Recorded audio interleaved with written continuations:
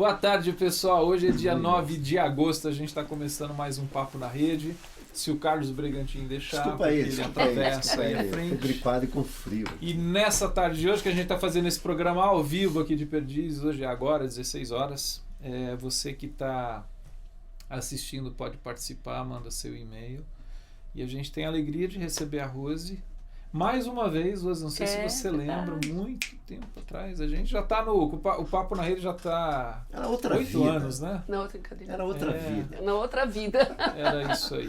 Então a gente está alegre de ter a Rose com a gente, Rose Santiago, do Serve, Centro de Reestruturação para a Vida, que é uma organização que já trabalha há 18 anos. 18 anos. Bem-vinda, Rose. Obrigada, Fernando. Muito bom estar aqui. A gente está te trazendo essa semana aqui porque a questão do abortamento está sendo discutida lá em Brasília. Você esteve lá, a gente queria conversar um pouquinho com você sobre isso.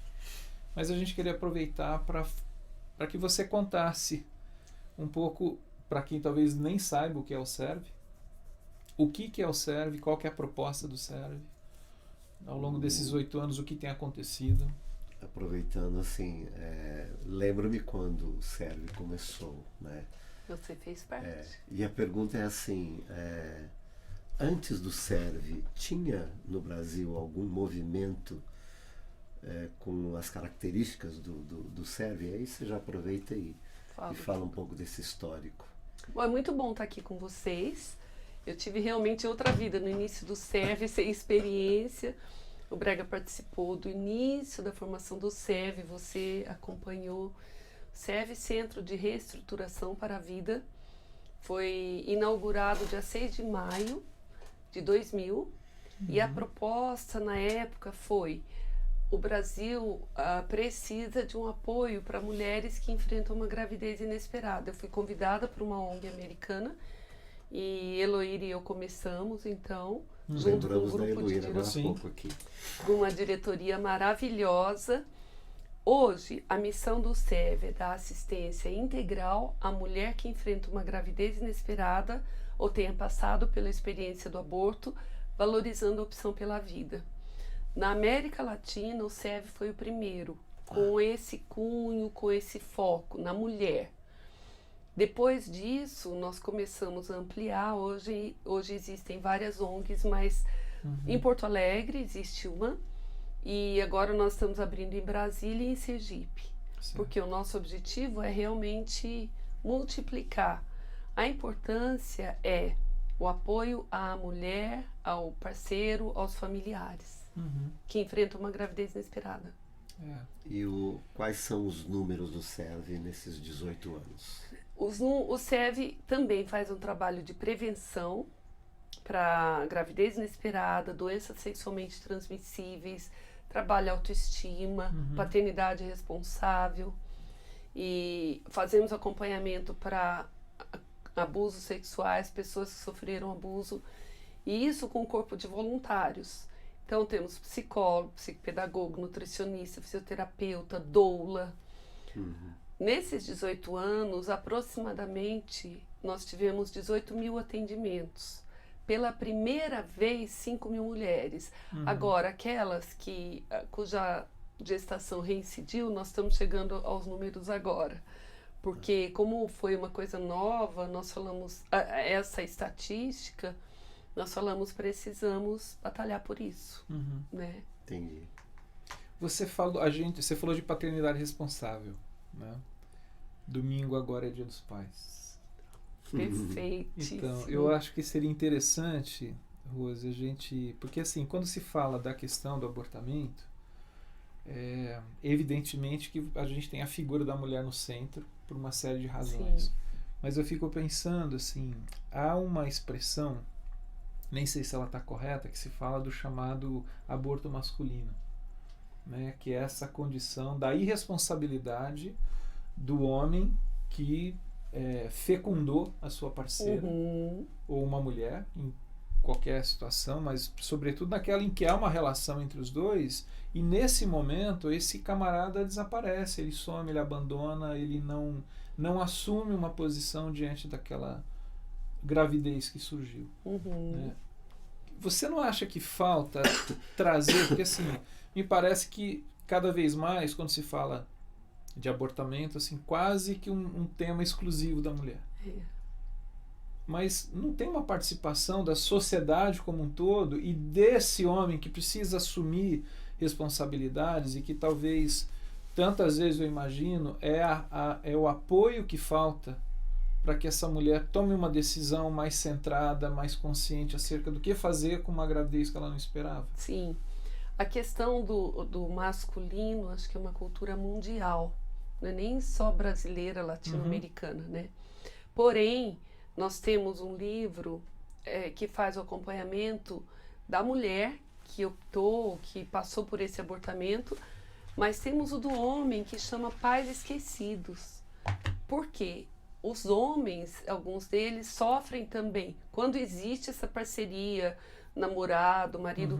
Mas vocês sabem o que nós ouvimos muito de muitas mulheres. Se ele tivesse me apoiado e falado para eu não abortar, eu não teria optado pelo abortamento. Então, e nós temos números também, a Regina, nossa coordenadora, está acompanhando um caso, e tivemos outros, que ele não quer que ela aborte, mas ela quer abortar. Então, o papel do homem é fundamental. Quando parceiro, quando marido, quando namorado, é fundamental para mostrar para a mulher que ela não está sozinha. E aí a gente vai um pouco mais adiante, que eu acabei de dar uma reportagem até, sobre esse homem violentador, enfim, que nós não vamos entrar nesse assunto hoje, mas que precisa ser acompanhado para um cara, como você disse, né? Produzir ou ter um filho com uma mulher não é só o filho ali, o resultado. Então, essa conscientização brasileira precisa ser feita. E a gente faz também, a gente acompanha não só a menina, a mulher, como o parceiro. E os pais, às vezes, ela não tem coragem de falar, como é que eu vou contar para os meus pais quando adolescente? Sim. Então, a gente também conversa com ele, chama junto para fazer esse acompanhamento. Ainda nessa questão... É deixar de ser pai do ato para ser pai de fato. Exatamente. Pensando no trabalho do SERV, e também ainda na questão de números, né? Depois de 18 anos de trabalho, assim, tem uma ideia, uma estatística de quantas mulheres que foram convencidas no correr do primeiro dia que chega lá, no SERV, e é atendida. Quantas mulheres que foram dissuadidas da ideia? Você falou duas palavras extremamente importantes, convencidas e dissuadidas. Uma das coisas que a gente sempre fala, nós explanamos, olha, o abortamento é isso. O que você escolher, nós vamos optar, nós vamos apoiar. Porém, as sequelas, as consequências são essas e essas, tanto para a vida quanto para o abortamento. A decisão é da mulher. A decisão é da mulher, certo. Nós vamos acompanhá-la e abraçá-la. Independente da decisão dela. Independentemente da decisão. Aí venhamos no número dessas 5.000 mulheres atendidas pela primeira vez, 3.000 com teste positivo ou já grávidas. Se 1% optou pelo abortamento depois de passar por lá, o número é muito grande. Por quê? Porque existe uma frase aí, você não está sozinha. Então, quando você apoia uma pessoa, nós vamos te abraçar, nós vamos te acompanhar, nós vamos dar cursos profissionalizantes de cuidados do neonatal, parcerias com trabalho depois do parto ou antes, enfim, faz diferença. Então, eu diria que 99% optou pela vida. E sabe o que é mais interessante? Dessas 99%, todas, se chegou, talvez seja um número menor de abortamento, todas que optaram pela vida, olham e dizem, eu não sei o que seria da minha vida se não fosse meu filho hoje. Interessante. Essa questão, esse dado para mim é significativo, sobretudo pelo que você diz. Quer dizer, no fundo é uma decisão dela. Óbvio que ela ouviu argumentações significativas, mas ficou nela a decisão. Porque uma das questões levantadas pelos movimentos feministas é de tirar da mulher esse direito. Né? O SERV, na verdade, não trabalha usurpando o direito da mulher, mas esclarecendo até porque em muitas situações a paciente em si, chamando assim, ela não tem todo o esclarecimento necessário, tanto de uma coisa quanto de outra. Sim. Quanto do bem quanto do mal. Não é? E Exatamente. nesse sentido serve. E agora o que eu acho que é mais interessante, que não é que me parece, Rose, assim, aí você tem esses 18 anos de experiência, que mais do que o esclarecimento, o SEV ele oferece apoio. E esse assim, você não está sozinho. Então, tipo assim, conte com a gente. Se você optou por A, B, C, D ou a Z, né? Então eu acho que isso é bacana. Agora tem uma pergunta que eu acho que está alinhada com uma coisa que você acabou de falar, que é do Leonilson, lá de São Luís do Maranhão. Ele coloca aqui o seguinte: em relação ao aborto, na minha experiência de 11 anos trabalhando na periferia, observei não ser anseio das mulheres pelo aborto. Acontece o mesmo na realidade do SERV, se bem que talvez o público que o SERV trabalha tenha essa questão dessa luta interna, né? Eu não sei se ele está pensando em termos de uma comunidade como um todo, ou de gente que procura, não porque quer fazer, mas não, justamente por não ter esse anseio a chegar a esse ponto. O que mais se falou, nós falamos de Brasília no início, o que mais se falou nesse processo todo da DPF, nós vamos falar sobre isso, foi a mulher que pensa em abortamento é de periferia negra, analfabeta e pobre. Eu esqueci, e pobre. E uma amiga do lado falou, com todo respeito, você já viu alguma comunidade carente ter pouca criança? O maior número de abortos não é da mulher negra, da pobre. E Lenilson falou muito bem. Elas querem sim optar pela vida. E às vezes falta isso. Olha, vamos acompanhar, vamos subsidiar você emocionalmente para você encarar sim essa gestação e dar sequência a ela. Então, isso é muito verdadeiro. Então, o SERV está aqui na Barra Funda, né, em São Paulo, mas nós já atendemos no mundo inteiro, inclusive. Gente por telefone, internet. E não condiz, sabe, essa estatística de ser mulher negra, pobre, analfabeta, de periferia?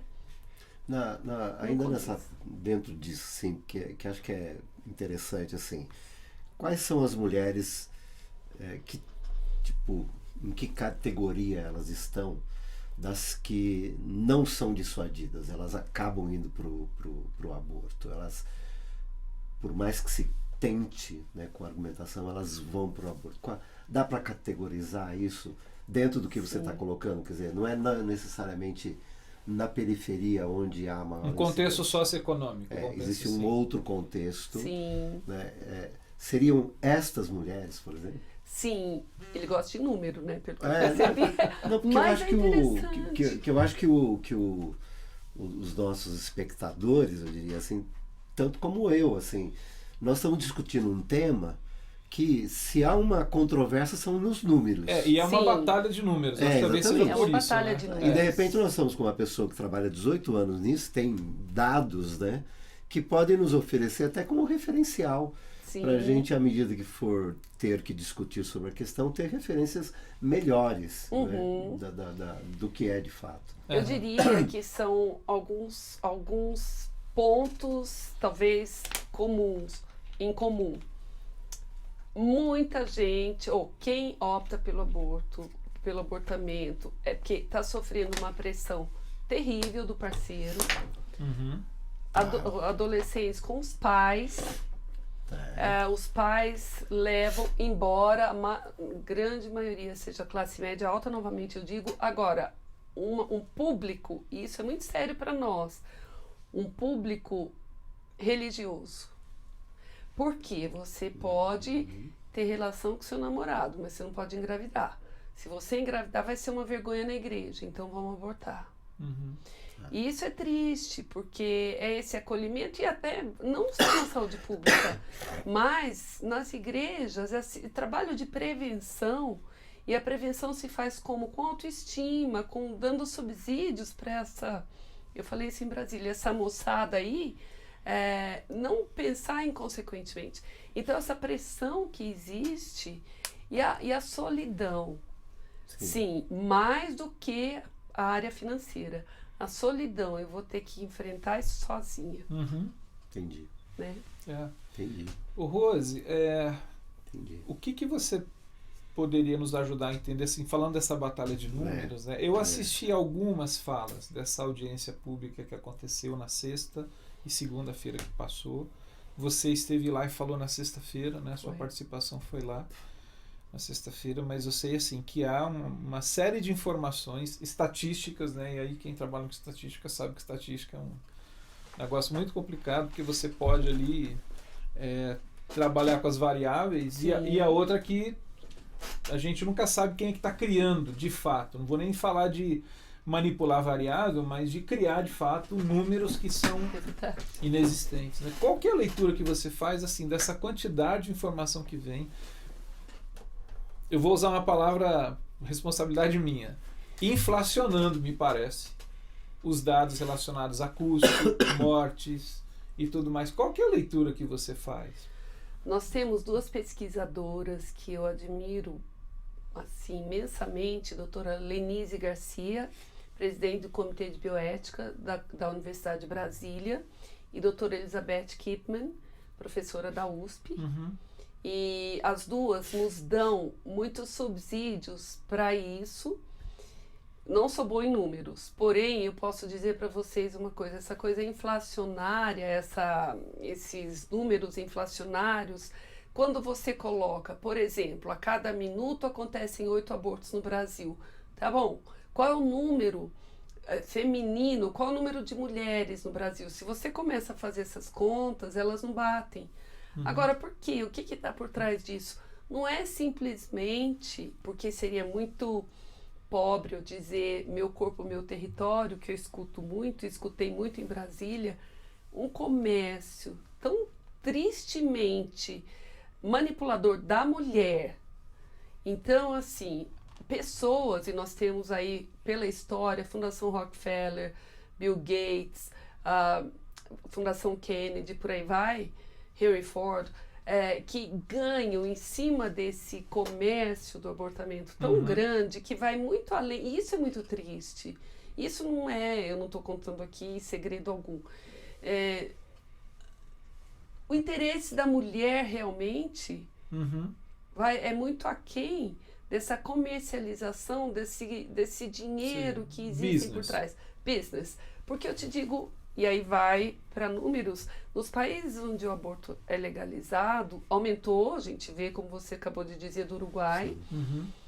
Só que as pessoas, nos Estados Unidos, um exemplo, Roe versus Wade, a mulher que falou que foi violentada, por isso batalhou pela legalização do aborto nos Estados Unidos, hoje trabalha para voltar atrás. E ela é defensora da vida, ela já fez mais de 9.000 abortos. E ela fala, o meu objetivo, e ela não é única, era financeiro. Então nós temos grandes números, sim, porque existe um comércio tão grande por trás. E o interesse da mulher realmente, onde está? Ou do casal, da pessoa, do ser humano, digamos assim. No que diz respeito às leis, então, por exemplo, qual é a lei que existe hoje que pode punir ou não, ou que pode disciplinar isso? E o que é que se está pretendendo com esta lei que está lá? Proposta que está com essa proposta PSOL, no colo da juíza, da ministra, da Rosa Weber. A Rosa Weber, na verdade, acatou um pedido do PSOL, que é a DPF 442, porque como ministra, ela, por lei, na Constituição, ela poderia fazer isso e por isso criou essa audiência pública. Porém, o que nos entristeceu muito na sexta-feira, e eu já respondo sua pergunta, e aqui vai meu protesto como cidadã, nós éramos em 38 pessoas falando. 6 pessoas defenderam a vida e 32 pessoas defenderam a legalização do aborto. Então, assim... desproporcional. Extremamente. Na segunda aconteceu mesmo. Significa dizer que o convite foi feito com essa desproporção. Foi feito. Nós fomos habilitados, nós escrevemos um texto argumentativo e foi escolhido. Aí fica como cidadã. Agora, o Código Penal, nós temos o artigo 124 e 126. O 124 criminaliza a mulher que opta por fazer, e eu não estou usando o termo técnico, eu estou usando o termo bem coloquial, por fazer, opta pelo abortamento. Certo. E o 126 penaliza aquele que faz o que nós coloquialmente chamamos de médicos abortistas ou abortistas, ou, né? E elas não usam o abortamento, é a interrupção da gravidez. Então, no 124, a mulher é criminalizada por fazer essa opção. No Brasil, nós temos casos assim, 1 em 1000, e aí eu não usaria falar mais de número, de mulheres que passaram por um tribunal por terem feito isso. Mulher presa pode existir, mas nós não sabemos. Sim. Na fala da Janaína Pascoal, ela foi uma das pessoas que participaram, pelo menos o dado que ela apresentou, que não há hoje nenhuma mulher presa no Brasil por causa disso. Eu sou muito mais simples que ela. Desde o início a gente defendeu isso. Eu não conheço ninguém. Por quê? Porque a mulher por si só já se criminaliza, e o parceiro às vezes, e se culpa por causa dessa opção. Então não precisa de mais ninguém. Isso não justifica também. Sim. Deixa eu fazer uma pergunta provocadora, porque você fala assim, pessoas que optam pela vida e pessoas que fazem a opção de interromper a gravidez ou o abortamento. Não pode haver uma contra-argumentação à sua fala, vou dizer assim, não, mas a gente que defende essa proposta de descriminalização ou de legalização, a gente também defende a vida, a opção pela vida, no sentido aquele discurso que diz assim, é melhor essa mulher abortar num sistema público de saúde, ou enfim, numa clínica que é legalizada, que as pessoas podem ser responsabilizadas, porque pelo menos se preserva a vida, há todo um risco de morte numa situação de um aborto clandestino e tal. Como é que você lida com essa fala? Sim. Do opção pela vida? Aborto ou abortamento clandestino, abortamento legal ou abortamento seguro. Clandestino, legal e seguro são 3 termos que eu fui estudar e depois até confirmada por Janaína Pascoal, Dr. Rafael Câmara.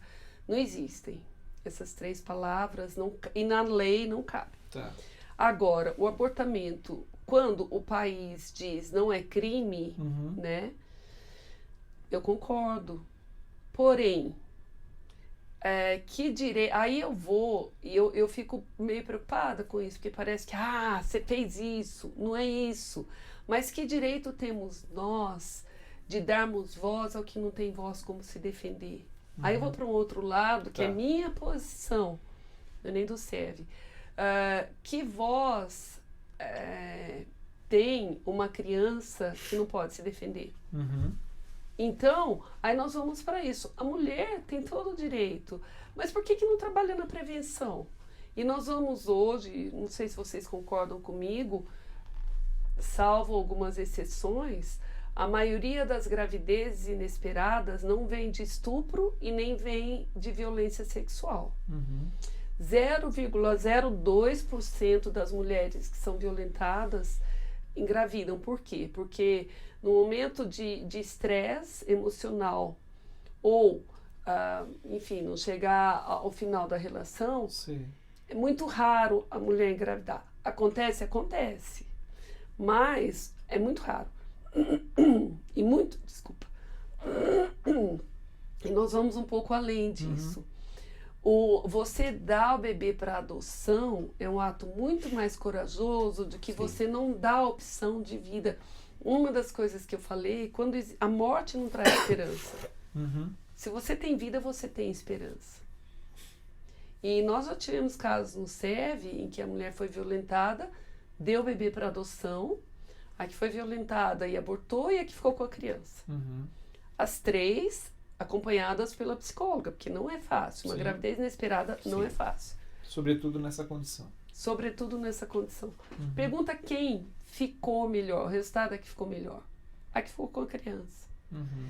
Aquela que abortou em condições extremamente precárias e a que deu para adoção tinha um filho autista, o outro com um problema seríssimo. Então o juiz, um dia ela foi no hospital aqui em São Paulo, o juiz falou, olha, é o bebê mais lindo que eu já vi, ela tem certeza que vai dar para adoção? Ela foi acompanhada também. Mas eu te digo isso, e eu ouso dizer isso mesmo, sem sombra de dúvida, que mesmo em condições seríssimas, emocionalmente falando, a mulher precisa ser acompanhada. E se ela opta pela vida, ela dá esperança de outra vida. Ela chega para nós assim, eu tô com um problema, ela não tá vendo o bebê. Eu tô com um problema, eu preciso me ver livre do problema. Por isso ela é nosso foco. Certo. A criança não é uma extensão dela, mas é uma outra vida. Só que ela não está chegando. Quando a gente fala de opção pela vida, você está aí com o seu... Isso é uma réplica, vamos dizer assim, não sei como falar disso, né? Um modelo em escala 1 por 1 de um bebê... De um feto. Um feto de 12 semanas. Que é... Posso colocar aqui perto, Dani?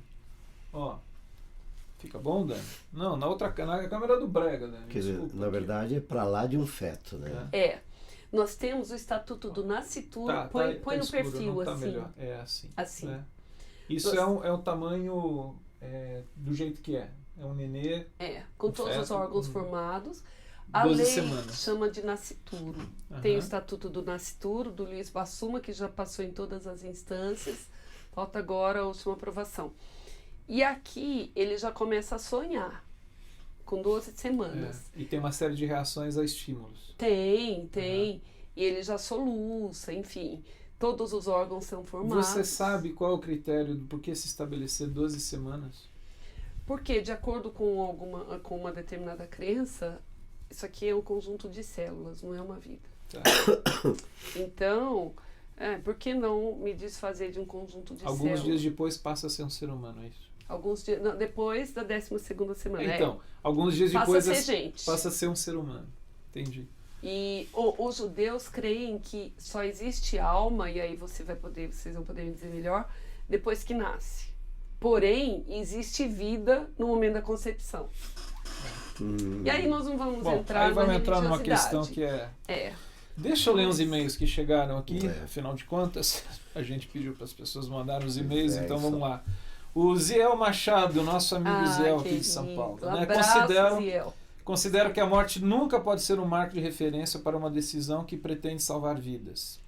Se não mudarmos o marco de referência, qualquer solução estará aquém da seriedade e importância que ela exige. O que vocês acham? Um abraço para vocês, para você também, Ziel. Não, o que você acha é minha opinião. Ziel, um abraço. Ziel sabe do nosso trabalho também. Falou tudo, né? Isso aí. A referência é a vida. Sempre a vida. Sempre. Aliás, Fernando, desculpa, o Zé Paulo começou a fala dele na audiência falando, antes de começar, eu quero agradecer a minha mãe. Porque graças a ela eu estou aqui podendo falar hoje. Sim. O que eu... tentando olhar, depois de você achar e você ler, tentando olhar tudo que está acontecendo com o tema, tentando olhar de maneira positiva, eu acho que, na verdade, o tema do aborto, ele não deveria vir à tona só nestas condições, né?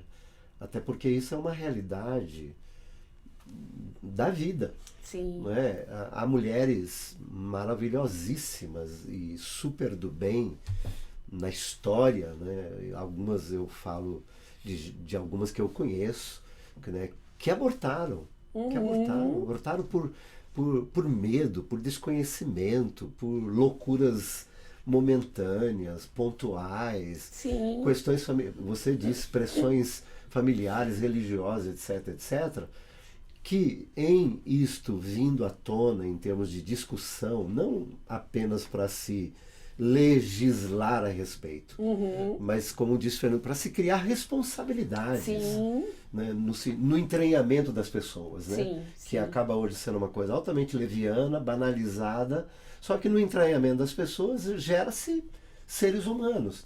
E você os descarta. Né? Então, assim, é um tema para se trazer, não necessariamente para se deliberar, né, o que é ou deixa de ser legal. Exatamente. Mas no sentido da responsabilidade, né, que cada um de nós temos, e até esclarecer quem, no desespero, né, às vezes quer tomar uma atitude contra a vida. Né? Ela acha que é a favor da vida dela, né? Em detrimento da vida que está sendo nutrida Gerada, ali, né? Mas ela às vezes não tem a percepção de que aquilo é um depoimento contra a vida dela.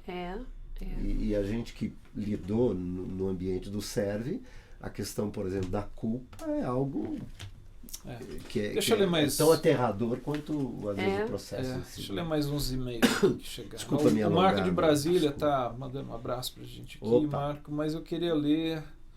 Chegaram 2 e-mails parecidos, da Viviane, aqui de São Paulo. A pergunta dela, a colocação dela é o seguinte: vocês não acham que no mundo machista, se os homens engravidassem, o aborto seria feito no Vaticano?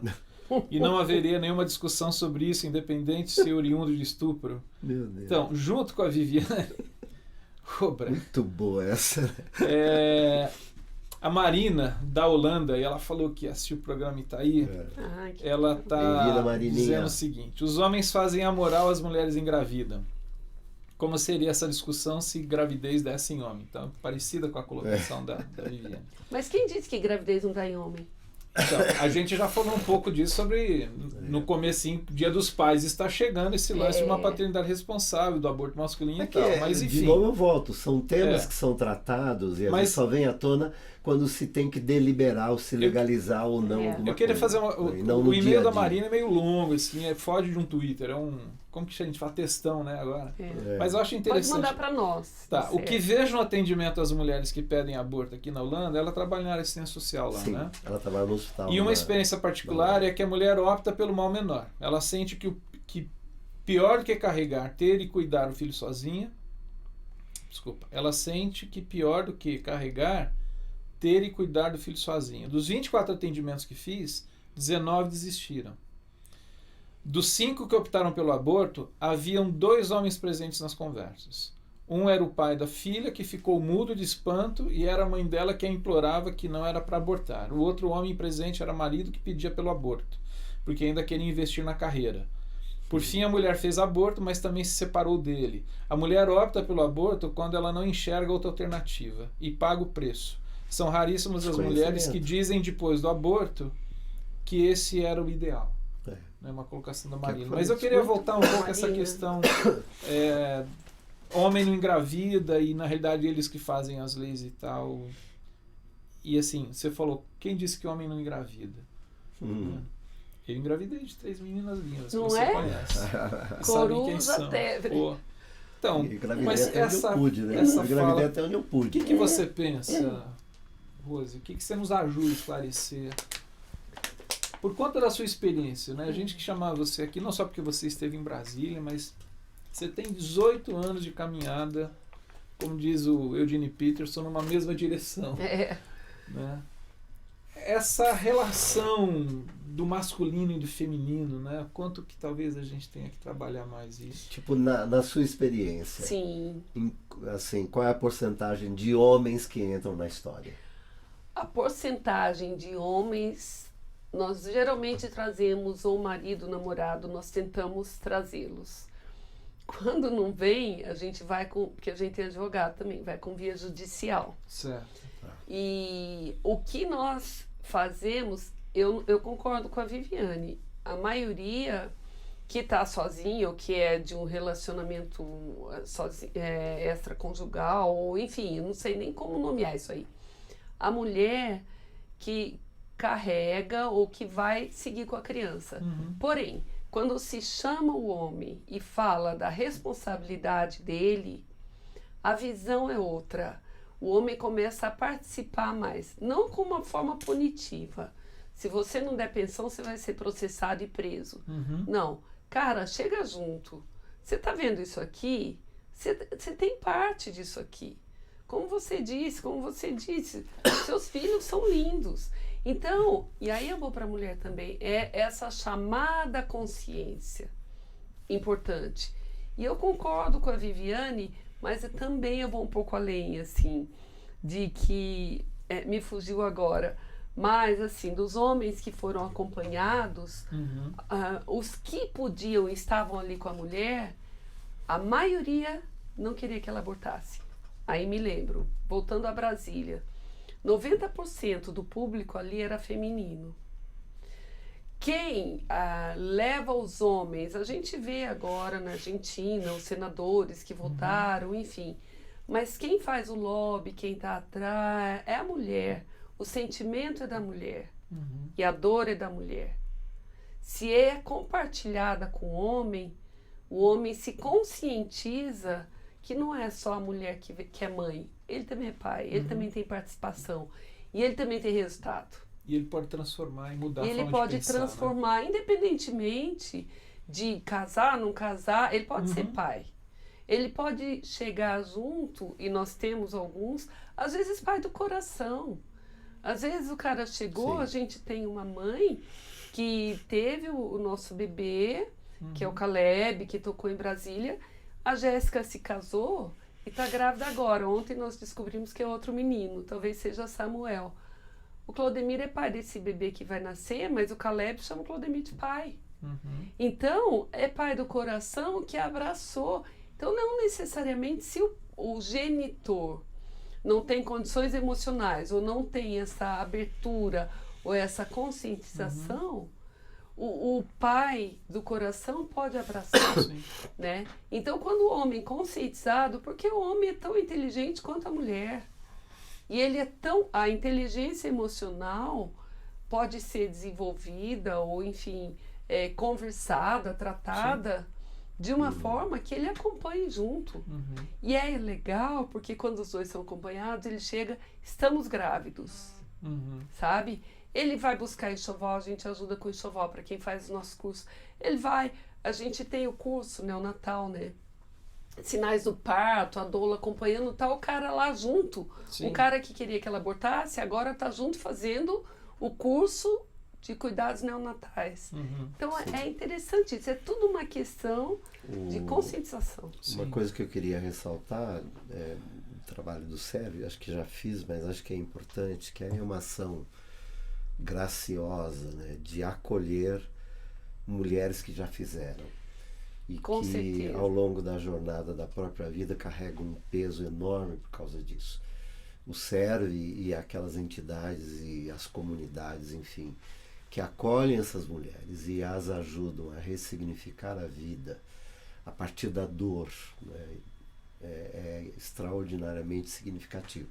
E esse é um trabalho que o SERV vem fazer. Quer dizer, não é só de tentar impedir, mas atender aquelas que, por razões diversas, acabaram cometendo e às vezes não sabem sair desse mundo hostil que ela criou para ela mesma. Exatamente. A partir do corpo dela mesma. E nós acompanhamos algumas, e nós temos um livro que nós fazemos esse acompanhamento, e a psicóloga também, e uma delas deu seu depoimento e ela falou, olha, depois que eu passei, e você inclusive uma vez trouxe uma pra gente atender, não sei se você se lembra disso, ela falou, depois que eu passei por esse processo de cura, uma pessoa de uma igreja que você acompanhava, depois que eu passei por esse processo de cura, eu consegui engravidar e ter um filho.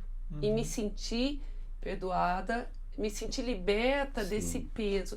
Então a gente está lá para isso também, né? Para falar, olha, vamos junto, vamos seguir, porque... na verdade, isso acontece no ambiente onde há graça e não no ambiente onde a lei está sendo discutida. E acusação, né? Que é o abraço. Que é o que está...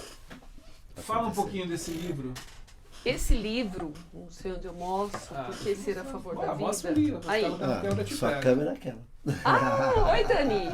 Esse livro, Por que Ser a Favor da Vida, ele é muito bom no sentido que ele nos mostra a vida desde a concepção, o porquê de nós defendermos a vida na sua integralidade, na sua sacralidade, porque a vida é sagrada, sendo ateu ou não, a sacralidade, o valor, a vida é diferente, a vida do ser humano, então nos diz isso. Quando começa a vida humana? Quais subsídios nós podemos mostrar para outro ser humano que ela é preciosa, que ela é valiosa? Quais os subsídios nós podemos dar para a mulher, para o homem, que se veem diante de uma gravidez inesperada? Esse livro nós temos no SERV, vendemos como captação de recursos, meu momento marketing aqui. Lógico. Se você se interessar e quiser, manda um e-mail para nós, liga para nós e nós vamos de alguma forma viabilizar para você. serve.org.br, serve com C. Sim, tá lá na internet. Ó, eu queria agradecer o César Camargo de Cotia, que mandou mensagem. O Raulzão tá aí com a gente. Bem-vindo, César, Raul. E também tem o Marco de Brasília. Mas eu queria fazer uma pergunta de um e-mail. A Viviane de mulher, só homem. Tá vendo? Interessante. Viviane e a Marina. E a Marina. Dos e-mails que chegaram, 2 mulheres e os demais homens. Mas o Gabriel Cristos, aqui de São Paulo, uma pergunta para encerrar. Nosso tá? amigo grego, teólogo. Olha. Em sua opinião, a tendência mundial contemporânea é descriminalizar o ato do aborto ou continuar proibindo a prática? Obrigado. Essa pergunta que eu achei interessante. Assim, o que você sente, Rose, daqui para frente? Assim, como que a gente caminha nessa temática? Você tem esperança? Você tem preocupações? O que você olha assim, na sua experiência, nos debates, nas conversas que você participa? Eu sei que você lê e estuda bastante esse tema. Como que você acha que isso... Eu sei que é chute, né? Porque a gente não pode prever, mas qual que você acha que é uma tendência da sociedade mundial, vamos dizer, nesse assunto? É um pouco de esperança, um pouco de crença, um pouco de estudo, um pouco de praxis, tudo junto. Quando você conscientiza uma população, um grupo, né, de pessoas sobre a crença que ela tem ou que ela deve desenvolver, ou enfim, você começa a mudar os paradigmas, a quebrar esses paradigmas. Quando você mostra o resultado, é outra coisa. Nós podemos ficar argumentando aqui a noite inteira, o dia inteiro. Quando você mostra contra fatos, não argumentos, é um clichê, mas é uma realidade. Então, você vê, olha, o resultado está aí. Ao ver o Caleb tocar de novo lá no STF, ele saiu, não tinha, porque eu defendo a vida, ele deu algumas entrevistas super bonitinho, e falava, cara, tá aí o resultado de uma escolha, de uma opção pela vida. Se existirem, e vão existir mais Calebs nas nossas comunidades, no nosso entorno,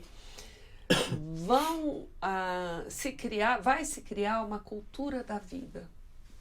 Então, eu creio sim, porque os países desenvolvidos, hoje, está havendo um estudo em que eles estão repensando isso. A gente vê, até nos países onde o governo proíbe o nascimento da mulher e obriga o abortamento, como China e por aí vai, também nós vemos uma volta para essa valorização da vida. O ser humano está gritando por isso. Então eu tenho esperança, porque eu acho que se eu não tivesse esperança também, eu não estaria trabalhando onde eu estou. Se eu não tivesse visto resultados até hoje, eu não estaria lutando pela vida. Porque nós lutamos pela vida porque nós vemos o resultado. E não é por lei, como você falou, não é por obrigatoriedade, mas é pela vida em si. Conscientização da vida. A conscientização, o valor... Acho que é aquilo que o Zé falou, né? A referência de vida e não de morte. A sacralidade. E acho que no nosso caso, a economia de Deus, né? A economia do Evangelho em Cristo, né? Uma alma vale o mundo todo. Exatamente. Então, assim, quer dizer, uma vida, né, que se é preservada. Né? E aí valeu a pena o serve e todo e qualquer movimento que existe pelo mundo. E aí eu uso como eu usei, e isso não é para trazer culpa com uma pessoa ontem. Qual é o 5º mandamento? O 5º? Lembra? Pai e mãe. O 6º? Não matarás. Então, se a gente parte do pressuposto do cristianismo, não da religiosidade, mas do cristianismo, da Bíblia, do conceito que se tem de Deus, sabe? Só Deus pode dizer, haja vida. Ninguém, nem é bebê de proveta, não é clone, ninguém pode. Deus não comete erro, se a gente vai pela teologia, né? Pela teologia. Só Deus pode dizer, haja Fernando, haja Brigantinha, haja Rose. Ninguém mais. Isso aí. Queria te agradecer, Rose, pela sua disponibilidade de poder estar aqui à tarde com a gente. Eu sei que, imagino que você está numa semana assim intensa aí. Semana passada, né? Eu vi a sua fala, uma parte dela, e falei assim, nossa, deve dar um frio na barriga, né? Por conta do que representava, mas graças a Deus que você estava lá compartilhando a sua história. Que bom. É uma honra para eu E que estar Deus aqui. continue sustentando você, a Regina que está aqui, que veio com você, os voluntários do Serve. Do Serve, né? O Serve como Queridos instituição, e queridas, né? que tem uma Os proposta. mantenedores. Isso.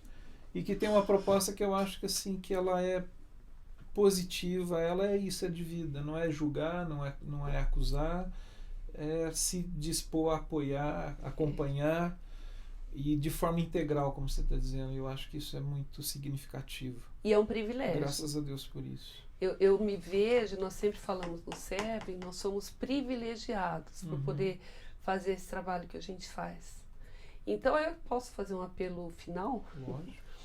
Se você, como nós falamos, o Brega falou, o Fernando falou, se você está passando por esse momento de gravidez inesperada, ou conhece alguém, ou que tenha passado por essa experiência do aborto, procura a gente, não sofra sozinho, não sofra sozinha, porque a gente está aqui é para abraçar, para falar para você que a vida é possível sim. A vida gera esperança, a morte acaba com sonhos. Procura a gente. Isso aí. Valeu. Obrigada de vocês me receberem. Daniel Choi, obrigado você pela Obrigado, sua Daniel. generosidade. Obrigada, Dani. Nosso amigo. Obrigado mesmo. Até a próxima quinta. Obrigado, gente. Tchau. Obrigada, gente. Tchau.